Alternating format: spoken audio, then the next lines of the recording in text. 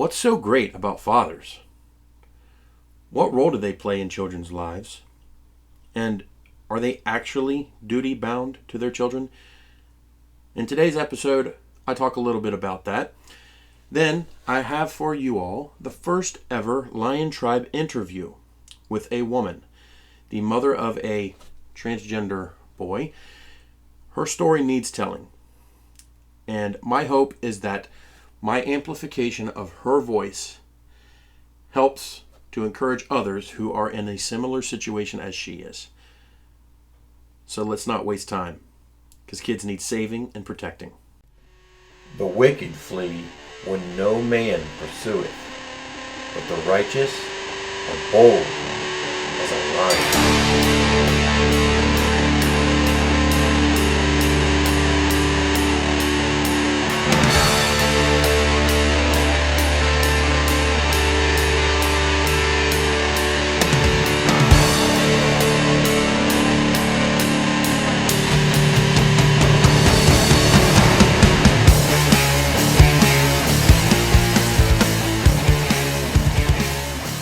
The primary duty of a father is to know the Lord. Philippians chapter 3, verses 8 through 11. Paul writes, "Yea, doubtless, and I count all things but loss for the excellency of the knowledge of Christ Jesus my Lord, for whom I have suffered the loss of all things, and do count them but dung, that I may win Christ, and be found in him, not having mine own righteousness, which is of the law, but that which is through the faith of Christ, the righteousness which is of God by faith, that I may know him." That part right there is key and why I use this passage.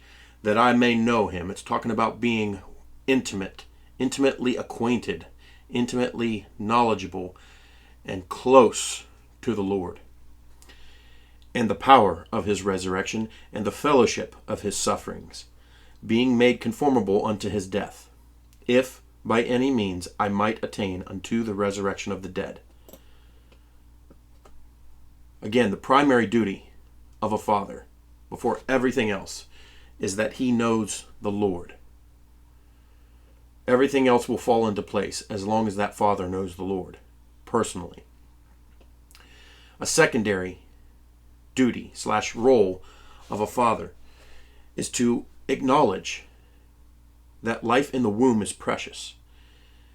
In Psalm chapter 127 verse 3 it says, "Lo, children are an heritage of the Lord." So children are inherited from the Lord, and the fruit of the womb is his reward. It's a reward, not a curse. Regardless of the circumstances surrounding the pregnancy, regardless of the circumstances as to how the child came to be conceived, the child is a reward. It's a reward for the father, or in the unfortunate cases of rape, it's a reward for the mother. Verse 4 actually says, "As arrows are in the hand of a mighty man, so are the children of the youth." Verse 5, "Happy is the man that hath his quiver full of them." There is no downside to having children. Regardless of what society tells you, regardless of what liberals, leftists tell you, we don't need to reduce population, folks. We need to have more babies. I'm talking to you, dads. All right. What's next on the list of duties and roles for a father? Obviously, to be the provider of the home, the protector. 1 Timothy chapter 5 verse 8 says, "But if any provide not for his own, and especially for those of his own house, he hath denied the faith and is worse than an infidel." That's some strong words from Paul writing to Timothy there. Men who do not provide for their families, whether it be protection, whether it be food, shelter, clothing, whatever, they're considered traitors to the faith. That's how strong, that's how important it is for men to protect and provide. And then, of course, another key duty and role of a father is to be a teacher and a model disciple of Christ to his family. Proverbs 22:6 says, "Train up a child in the way he should go, and when he is old, he will not depart from it." Fathers, you are you and the mother of the children, whether you're with them or not. You are the very first teachers of your children. You are the most important teachers of your children. God lends children to us fathers. And he expects us to take that responsibility seriously. They're only ours for a short while until they reach adulthood. We've got to prepare them for the world. We've got to prepare them for their own spiritual journeys, their own personal walk with Christ. So you have to train up your children in the way they should go. You have to teach them morals, right from wrong. You have to teach them how to express themselves in healthy ways, physically, spiritually, emotionally. 1 Corinthians chapter 11, verse 1, Paul says, "Be ye followers of me, even as I also am of Christ." And that ties into the very first thing that I mentioned. The responsibility of fathers is to know the Lord. As long as you know the Lord, you can disciple your children into Christ. Now, the importance of fathers is not only stressed in Scripture. It's been studied and proven in science that fathers play a key role in children's lives. At least honest scientific studies say this. And there's an infographic that I pulled up from the National Fatherhood Initiative.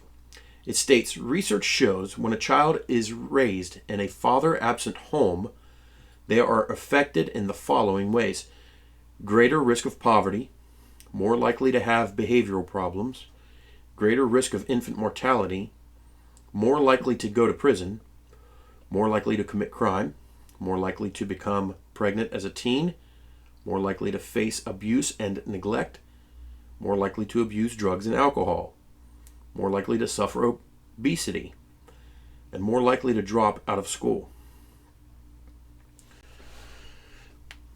Men, I cannot stress this enough. Stay involved in the lives of your children, stepchildren, grandchildren, nieces, nephews, whatever the case may be.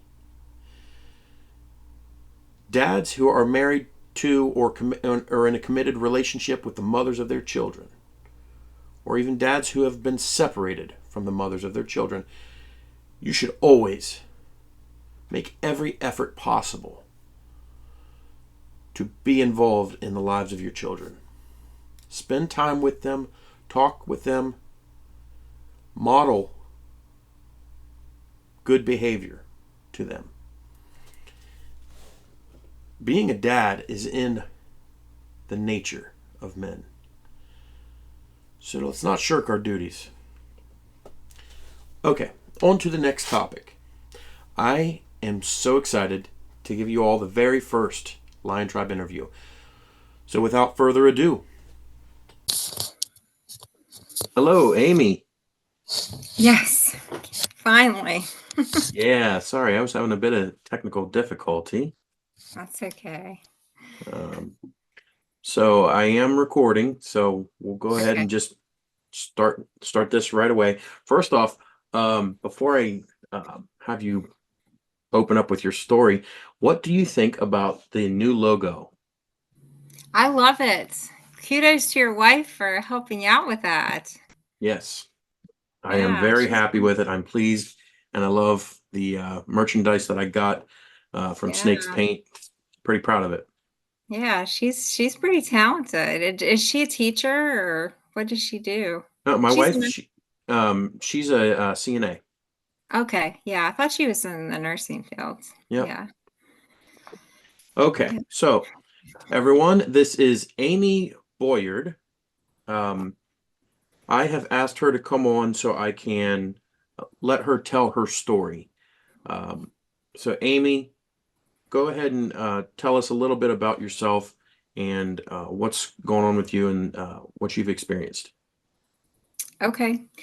Um, well, I am a divorced mom with 4 kids, and one of those kids is a male who identifies as a female. Um, he's transgender, of course, and has identified as such for, he'll be 21 in July. So we're looking at going on 6 years now, about 6 years. Um, and while I will not say that his struggles with that were all of our family issues and our marital issues that caused our family and my marriage to break apart, I will say that that was a great deal of the stressors. Um, I've been divorced for um, well, since 2019, but 2018, 2017, 2018 were the years that most of uh, everything broke down. Um, and the thing about it is, I did not know when my family was struggling with getting along, when my ex-husband, well, my husband at the time, was pulling away and struggling with communicating, struggling with some of the things he was struggling with, um, not following through with parenting with our son who was rebelling, and with the other children as well.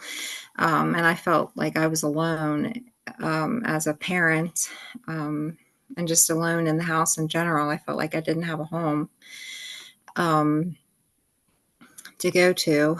That this was going on, and I wasn't in the loop about it, so to speak.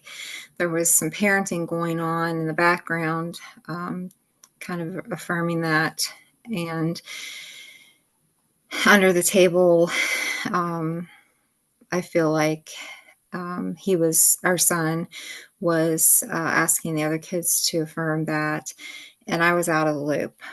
Um, and I wasn't privy to that information until I was, given the ultimatum that we had a fight just over something with a cell phone with my oldest daughter at the time, who was 10. Um, she was texting back and forth with our son, who was at the time, see, he's 20, so he's 4 years older than her. He would have been 14 then. Some things I thought were inappropriate. And I was being the mom and telling her to not text back and forth with him, or I was going to take her phone, that kind of thing.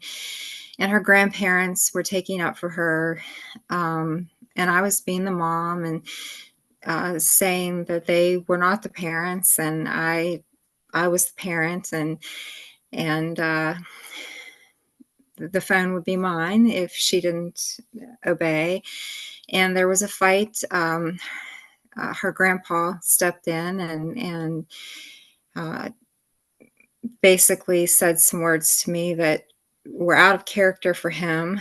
Her grandmother stepped in and said some things that were out of character for her. These were my husband at the time, his parents. Okay, so your in-laws. Yeah, I was going to ask that. yeah, my husband was at work at the time, and so he wasn't there to defend. And I stepped in to take the phone, and my father-in-law at the time stepped in and really scared me. I'll just say it that way. And so I knew at that point that there was such toxicity um, going on. There was like a triangle almost going on that I just didn't realize had built up at that point there. And so I called my husband at the time and told him what had happened, and the things I'd heard from his parents about this. And he basically said, my dad wouldn't have said those things. My dad wouldn't have done that. And I couldn't believe that my own husband would have thought that I would have lied about that. Hmm. So then, and at the time we would have been married, like 15, 16 years. So, we it came to a head at that point because my son, who I didn't know was struggling with his sexuality, had holed me up in my bathroom in my own home. And he was telling me to come out of the bathroom. He had choice words for me. He wasn't going to let me get away with this kind of parenting, which basically all I was doing was having rules and boundaries. And he had been treating me at that point very disrespectfully for months at a time. He would pass me, in the house, and he would give me the finger. He would curse at me, and all my husband would do would be just he would laugh at it. And it got to be where people at church wouldn't believe me if I would say something, because I went to a church where, it was that I should be submissive to my husband. And my husband was very covert about the way that he handled things in the home and the way he appeared in public, and he was somebody different at home. So that was why I felt so very much hopeless in some ways. So I confided in someone at our church, and every time our son would do something, I would tell her, this is what he's doing. And sometimes I would even let her hear, what he's telling me, what he's calling me. Mm-hmm. And so she did start to believe me, and there were people that started to believe me, and that was very reassuring to me. So he had holed me up in my bathroom, and I called my husband, told him what happened. He didn't believe me about what his dad said. And I told him, I said, if you don't come home from work, I'm going to have to call the police on him, because I can't get out of my bathroom, and I don't know what he'll do if I go out. So he was mad. He was mad that he had to come home from work to take care of this. But in my eyes, he was out of control. And this was a situation that was out of control. His parents made me leave my daughter at their house. And I didn't feel like that was the right parenting move for them. I wasn't a danger to her. I was trying to take her phone away as a privilege. Mm-hmm. Which I didn't feel that my kids should have phones that young anyway. But my ex-husband had always given my kids phones that young. I didn't have any say in it. And then my son, who's trans, was holding me. Well, I didn't know that at the time, but he was holding me up in my bathroom, wanting me to come out so he could give me some choice words. And so my ex-husband, I just stayed in the bathroom until he got home.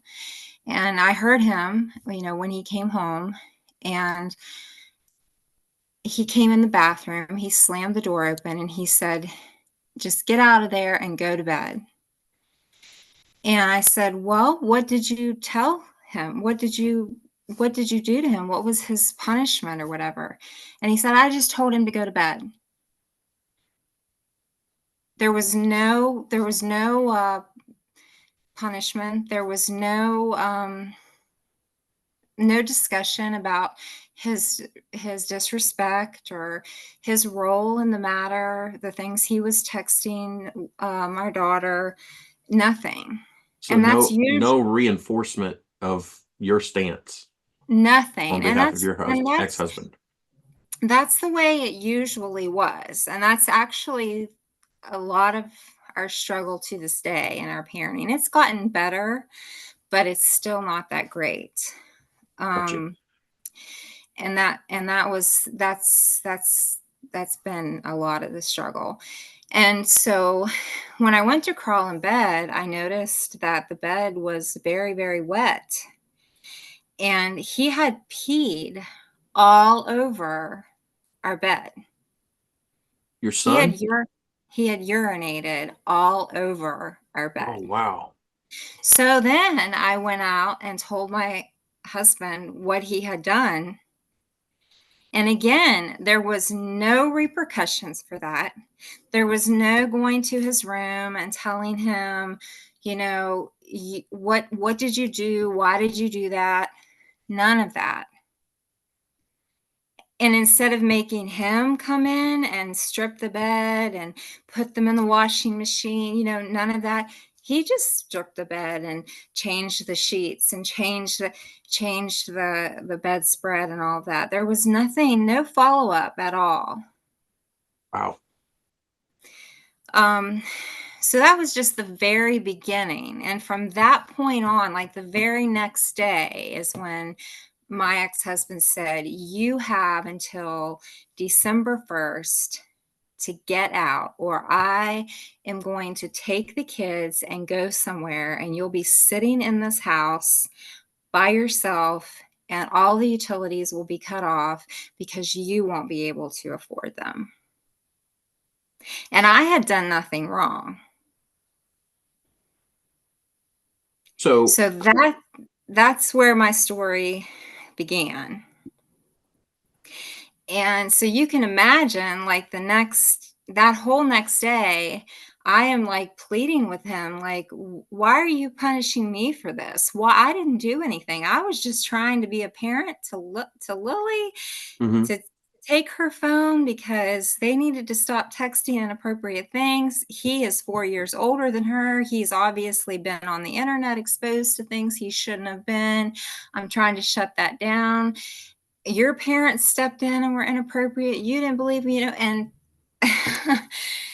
it was just like the more I talked, the more angrier he got, the more defensive he got. And then that's what he said. So a lot of people told me, I got advice coming from everybody, like, you shouldn't leave because in some states, if you leave, that means you're abandoning your kids, you're abandoning what you've worked for, and you might not be able to go back and all of that. So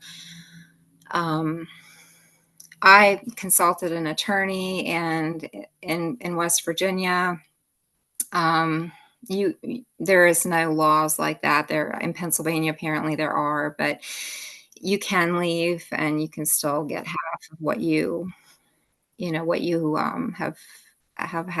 worked for and that kind of thing. But that wasn't in the end what I was after anyway. I didn't want my kids to have to leave there. That's where we had always been. That was their home. They were close to family. What I asked for in the end was that they could stay there and I would get 50-50. But when it's all said and done, I mean, the first couple years, it was not 50-50. There was a lot of manipulation with changing phone numbers and not giving me phone numbers. And my oldest daughter tells me now that she's confided in me that they were told by their dad and his family, that it was all my fault, that the arguing was my fault, um, that the divorce was my fault, that the reason that I was kept from them was because everything was my fault. That the excuses about why they couldn't come see me or why they shouldn't come see me was because I was crazy, because my ideas and my beliefs and my values were not what they needed to be around. The mom hates gays, that, you know, and I heard that from them a lot. And I'll tell you that literally within a day or two of me leaving, the gay pride flag went up on the front deck, and there was a trans flag painted on the back door. And within months of having left, my oldest daughter, after an afternoon of being at my house, she accidentally left her phone at my place, and I was cleaning up her bedroom, and I noticed that her phone was under her bed, and I picked it up, and I couldn't get in, and I didn't have her code or anything, and I wouldn't have done that anyway. She had never given me any reason just to snoop or anything like that. But when I picked it up, you know how the notifications come up on the screen, and I noticed that one of them was from Sophia, and it had Jaden's little picture there. So it confirmed to me then my suspicions all along that her brother was identifying as a girl. And I didn't take it as hard as I thought I would, because I had been stalked. This sounds a little far-fetched, but not so much. Like on Instagram and Facebook, I kind of had to go in and out of making my accounts public and private from the time I split up with my ex-husband up to that point, because I had just always been very politically vocal about a lot of issues that affect the family, whether it be abortion, whether it be a drag queen story hour, whether it be transgenderism, whether it be pornography or the books in schools that shouldn't be there, or education, other issues with education, or, all kinds of things. And so whenever I would post something that had to do mostly with things that had to do with the LGBTQAI community, I would get folks who would post something like comments or send me messages that seemed to be a little bit more personal, I guess you could say. And I just had that real gut kind of innate sense that they were from either him or his friends. From your son. Yeah. And then I had gotten actually a couple messages from people. One actually from a local person, and I know they're from West Virginia specifically, but a couple of other local folks that I've never really reached out to, because what good would it do?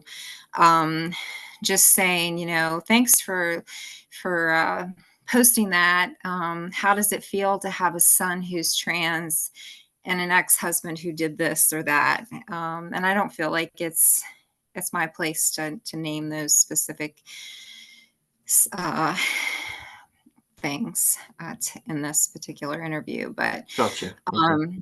But I'm just saying that those were directly to put the dagger in the heart. So You know, I, I just want to comment real quick. So, like you mentioning being stalked on socials, um, it's interesting that the LGBTQ ETC community always publicly um, says they advocate for love and Mhm. acceptance and inclusion, but it seems to be when they don't think the cameras are rolling and when they don't think people are paying attention, that we get just the opposite. I mean, Mhm. uh, Yeah. I've experienced not any of that personally, but I've witnessed some of that from other people that I've talked to, messages that screenshots that I've seen, the hateful rhetoric that they get in their DMs and whatnot. Yeah, absolutely. And I mean, my son, and I've mentioned this to him a couple of times when we have had the opportunity to speak. I mean, um, it's been very, very difficult for me because he's my bubby. I mean, Yeah, I mean, I have your four own kids. flesh and blood. Yeah, I have 4 kids, and my 2 oldest are my boys. My 2 youngest are my girls. And, so, for a while in life, it was just me and my husband and our 2 boys. And so, when we would do things, go to the park or go shopping or go out somewhere, it was fun to kind of split off. And it would be my ex-husband and my oldest son, and then me and Jaden. And even at nighttime, when we would always do the co-sleeping thing and stuff like that, it would be me and him. It would be me and my bubby. And I still feel his heartbeat in mine. I still do.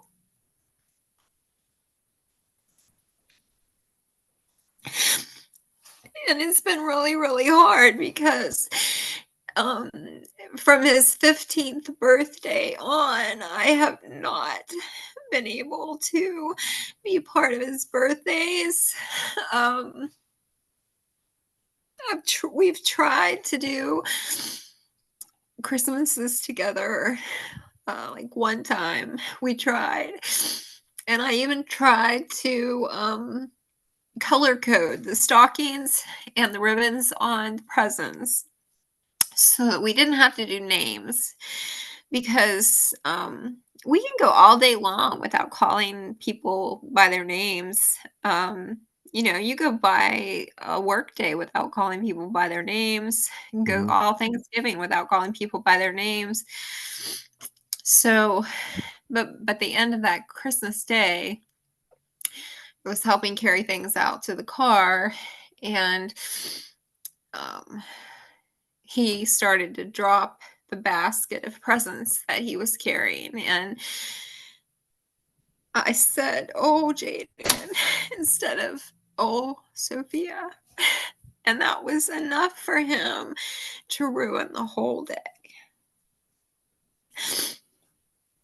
Can you imagine that someone is so mentally delusional that they would let that ruin their whole day and an entire relationship with somebody? And that there's another parent in the picture that would support that. But backing the train up a little bit, just like within a couple days of me leaving, the flags went up, and he was allowed to pretty much take over the house. And I was really bitter with my ex-husband and really mad with him for a while. And I think that it was even magnified because we just had a really hard divorce. And I think it's because I loved so hard, and I loved my ex-husband so much, and I just couldn't believe that we were going through this. And he was such a different person, and my in-laws were such different people. And they were like parents to me, and I thought, what's happening here? But I think that Jaden was so different, and I think everybody was so scared that nobody knew what to do. I mean, nobody knew what to do. And I think that a lot of it was just taken out on me, I think. Um, It sounds like you were pretty much the only person in the family that was attempting to be strong against this delusion going on in your son's life, and yeah, you were and I got isolated. labeled, yeah, and I got labeled as, as crazy and as, as bigoted and uh, tons of other names. And let me But ask.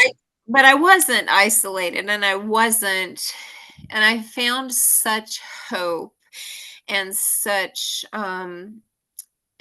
a place of support in reaching out to families around the nation and around the world who were going through the exact same thing, and they were godsends. And Good. I don't remember exactly the point.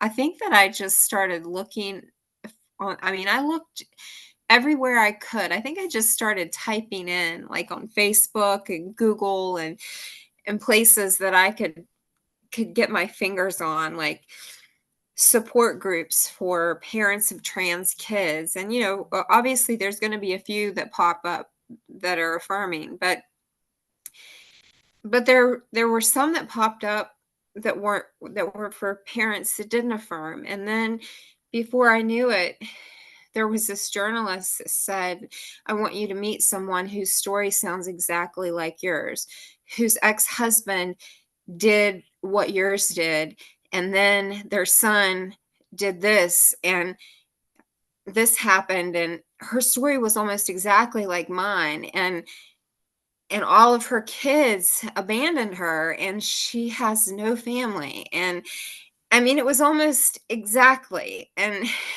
I mean, and then she linked me up with another mom and another mom and dad. And it was just, we were in this little prayer group, and, some of them were from Washington State and Oregon and Florida. And then before you know it, I was in another support group, and, and we've just all stayed connected.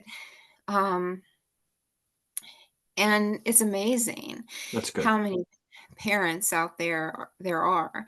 And then we started connecting with people who have ministries by the hundreds and thousands who were transgender and were delivered and came out and said, when we came out of this, we went back to the people who didn't affirm our delusions, and you're doing the right thing.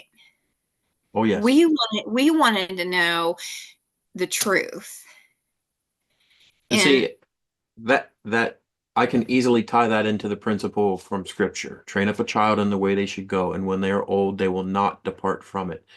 And my dad, whenever he would talk about that verse, he would point out the fact that it says when they are old. Doesn't mean when they are young. So when they are young, it's we humans, when we are young, we tend to stray from the paths that we are taught even by our parents.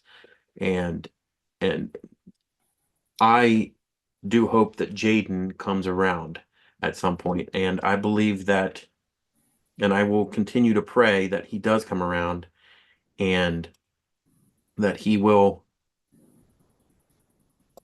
look to you. Sorry, I got some pop-ups on my computer that distracted me for a second. Yeah. That he will look to you and look at you with high regard and high respect for what you stood for.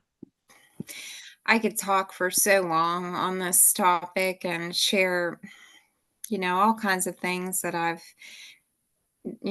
different things that encounters that I've had with him off and on through the years, good, good and bad. Um, ways that he's influenced our family that haven't been good, counseling that all of our kids have been through, ways that our family's been affected. There's just not enough time, I don't think, in one episode. But I do hope at some point to give a more lengthy testimony about that. And hopefully when that time comes, you can get a link out for that. I just want to give some advice out to any parents that have a child going through this. I wish that I would have had the opportunity to stay in the home. And many of the parents that I've been able to link up with have had that opportunity. The moms and the dads have stayed together and their child has stayed in the home with them. They never kicked him out. My ex-husband never kicked our son out. And if I would have been able to stay in the home, I would have never kicked him out. I always told my kids that they may make decisions that I didn't agree with. But that wouldn't mean that I wouldn't love them. Right. I wish that there would have been more people who would have asked, why are you feeling this way? I suspect that he has been sexually abused actually by an older boy in their circle of friends. That's just my suspicion. I have some pretty good reason to believe that. And I don't think that he's talked about that yet. But I could be way off about that. I do know that all of our kids have had access to gaming, to online influences. I do know he was groomed at least one occasion, maybe another occasion by an older gentleman online. His dad did look into that when I told him. There's just so many influences that there have been that I wish I would have had the opportunity to be part of cutting off Right. in a loving way and being an influence on that I never got to be part of. And I know it was hard. I know there were things that their dad was scared of, to give him some credit, and the family. I know that our son threatened CPS on them if they didn't call him by his pronouns. And I know that a lot of kids in the transgender community will do that. And there are some states that will actually follow through with threats and charges and things like that. I don't think West Virginia is one of them. I think they might breathe heavy on your throat, but I don't think they'll do that. However, Jaden was part of counseling at the WVU hospitals and Summit Center. They adopted some counseling program, philosophies that were the reparenting model. So if your parents aren't accepting of you, we will take you under our wing and we will take care of you, kind of thing. Floyd Weber Brown was huge in that. So, what parent wants their kid to kind of leave them in the dust, Yeah. So there's so much out there that really scares parents. Yeah. So I'm not excusing their dad or his family by any means, but I'm a little bit more forgiving now than I was then.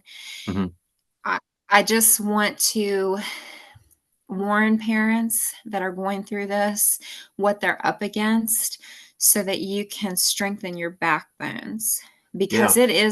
it is a fight. And Absolutely. don't go into this battle thinking it's not going to be a fight, because it is. and Right. don't give in like my kid's dad did in a lot of Yeah. ways.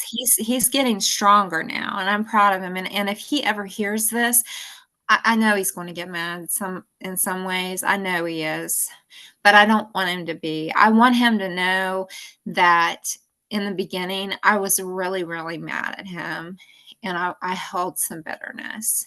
But Yeah. I realized that he was scared and he didn't know what to do, and our son was probably really convincing and manipulative. Hmm. Um, but I know that he has changed a lot, and Hmm. that other parents need to go into this kind of thing not affirming, and they need to stand their ground. Um, because when these kids realize that they are who they are born and created by God to be, they're going to come back to the person who affirms who they are and who they were created to be. Very good. Um, and that's what I want to tell parents and families. But do it in a loving way. I mean, Hmm. Yeah. I'm not going to try to quote it, but there's a scripture that talks about that. It talks everything that we do should be done in love. Um, yeah. whether we're correcting somebody in a harsh way, um, whether we're rebuking an evil, it needs to still be done in love. And Um, do it in love, not for love. Don't do it so that they will love you. Do right. it in love so that they will love God. That's a good Do way it. to put it. Very good. Mhm. Thank you. Yeah. So, just quick thoughts that come to mind regarding your ex-husband, um, as an outsider, of course. Um, just hearing your story, um, it I get the sense that he probably felt pressure, a lot of pressure himself to Mhm. affirm your son, and he probably got that pressure from these gender affirming healthcare providers Yeah. that you mentioned. He probably got some of that pressure, maybe from other sources, maybe other parents, um, maybe the school system. Yeah. And I can understand why a parent would feel fearful of losing their child if they don't affirm, especially when you have uh, so-called healthcare providers using this pseudoscience where they lie to parents and they blackmail them with this lie that if you don't affirm, your kids are going to suicide themselves, Yes. which has been proven with multiple studies to be untrue. Um, they And can Jaden affirm has had them, suicide attempts. Yes. yeah, say, and they can Mhm. affirm these kids all they want, but it patterns have shown that over the long term, their suicide rates do not change at all. In fact, I think one or two studies have even said they get worse. Ultimately, though, I do personally feel that a large part of the responsibility um, falls on your ex-husband for what's happened to your family and what's happened with your son, being the man of the house. Um, Right. Plus, when we I mean, divorced, he would not divorce me unless he was the primary parent of residence, mm, which means that which means that the kids had to keep their residency. And if you want to mute out like the names and the counties and that kind of thing, that you can, mhm, but or not. But some of that identifying information, but um, which means that he had a lot of responsibility. He also had to give me um, regular updates on Jaden's counseling and things like that, which later I actually had to take him back to court on contempt of court because he wasn't doing that. mhm, um, so some of that, I feel like he knew things weren't going the way they should have gone, and mhm, um spiritually, and things that he knew. He and I, when we first got together, I mean, and he's a good man. He went to Bible college. He knew right from wrong.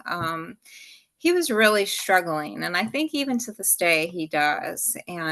Hmm. And we all do. I'm not here to judge at all, but you're Yeah. right. I mean, a lot of those things were his responsibility, Yeah, I and mean, I'm being the here, protector, the provider of the home, I mean, he should have been more on guard. I mean, and I say this as a man who's failed many, many times in my past. I know what it's like to fall short of being a good husband, fall short of being a good father. And I admit I beat myself up almost every day thinking about past regrets. But thank God that I've been forgiven. And through the Lord Jesus Christ, I know how to overcome and I know how to avoid some of those past pitfalls. And Mhm. it is my duty as a father to protect my children from not just physical harm. People think about physical harm and they focus a lot on that, but there's so many spiritual things that are out to get our kids and psychological things. And one thing that it does harm our kids is bad therapy that is going on these days.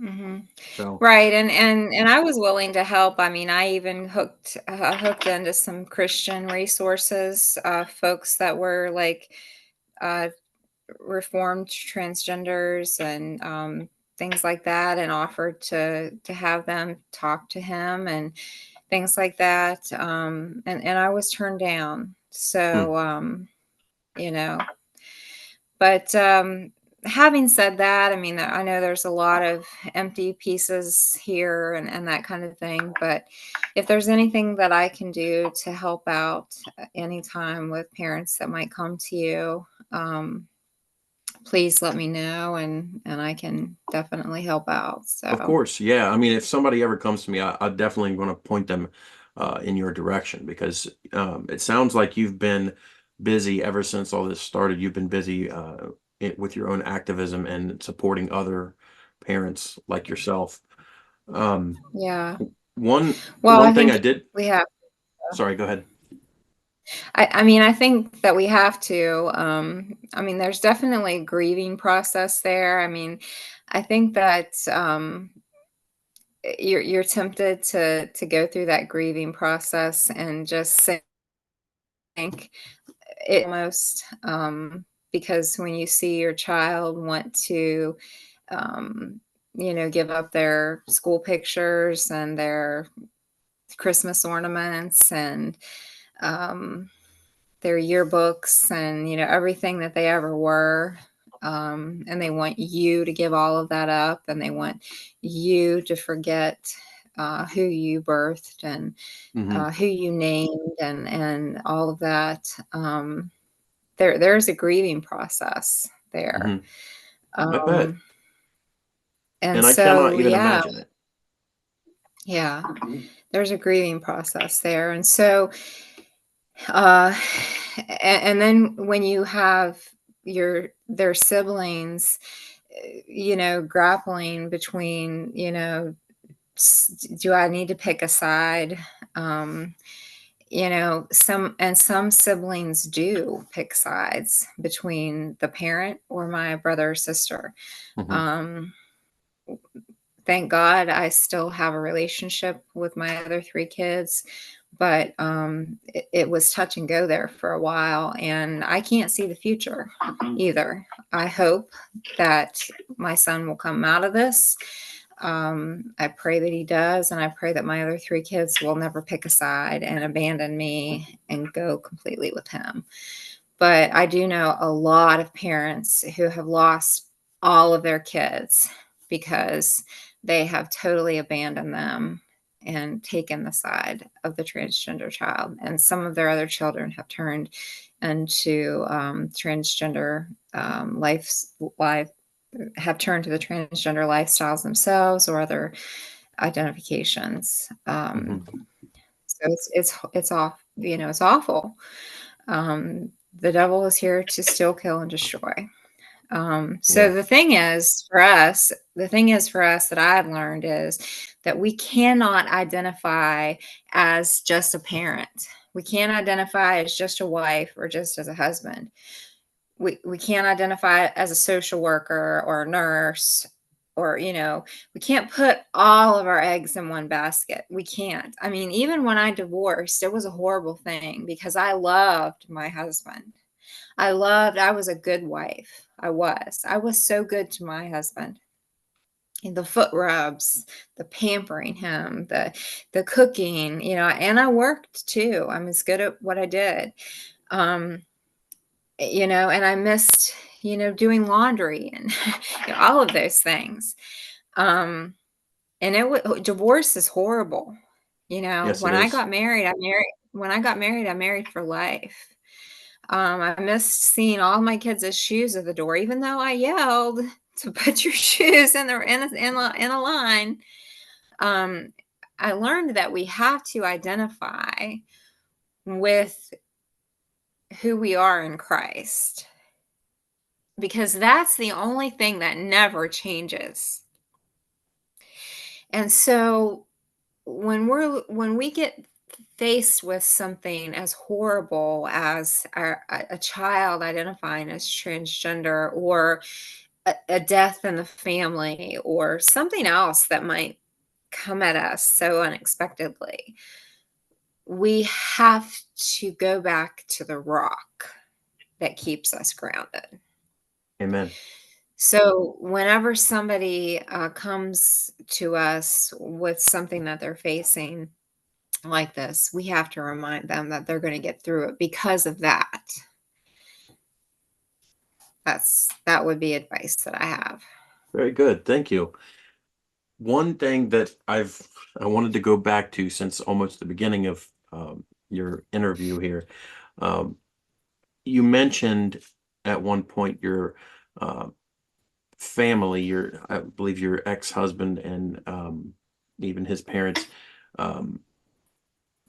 turning your other children against you and having them talk bad about you. And you mentioned that they talked about how mom hates gays, which is very, very often the rhetoric, the false accusations that you hear from leftists, liberals, these LGBTQ etc activists. They want to label all Christians, all conservatives, as hateful and bigoted, homophobic, etc. I want to hear straight from you. Have you ever in your life uttered the words, "I hate gay people," or "I hate transgender people"? Absolutely not. Never have I said that. Never. I mean, I actually have friends who are gay right now. you know. Yeah. In fact, when my grandmother died, um, one of my cousins, her ex-husband had left her for another man, and she wanted him to come back and be a pallbearer for her funeral because she loved him so much, and we all love him so much, and he had been a pallbearer for my grandpa. Mhm. And we're a very conservative Christian family who doesn't believe that homosexuality is God's best plan for your life. Right. Scripturally, we believe that is an abomination. But can I walk across the street with somebody who's gay? Sure. Can I have lunch and work every day and be friends with somebody who is gay? Absolutely. And I do. Mhm. Because we all sin and fall short of the glory of God. And they could tell me something I'm doing that's sinning, I'm sure, that I need to go before God and he needs to work on me. Mhm. Yeah, and it's not about pointing fingers at all. And personally, Exactly. I have a couple gay guys in my family. One Mhm. gay man's on my mom's side, one gay man's on my dad's side, Mhm. and I've only ever All I shown them know, respect, civility. My yes, one cousin, when he came out to the family as gay, um, all I did, my response to him was I reached out to him in a private message, and I just let him know, listen, you know my stance on this thing. You know, majority of our family's stance. We don't agree with this lifestyle, but I want you to know that if you ever want to talk, I'm here. And I yes. left it at And that. that would And be, he's I mean, I've never had the chance to say that to my son. He wants me to call him by Sophia, by mhm, his pronouns. And then he's even said to me, but that wouldn't be good enough now, Mom. You yeah, have to call all of my friends by. So, he's got to and that's the compel you. thing. Every time we've had the opportunity to have a conversation, it's always one up, something more, something more. Mhm, And you see that even in society. There's always one up, something more, something more. Even years ago when they wanted us to legalize gay marriage, we knew that that wasn't going to end there. It was going to be something more, mhm. something more. It was that slippery slope. And it's the same way with this. Um, and some just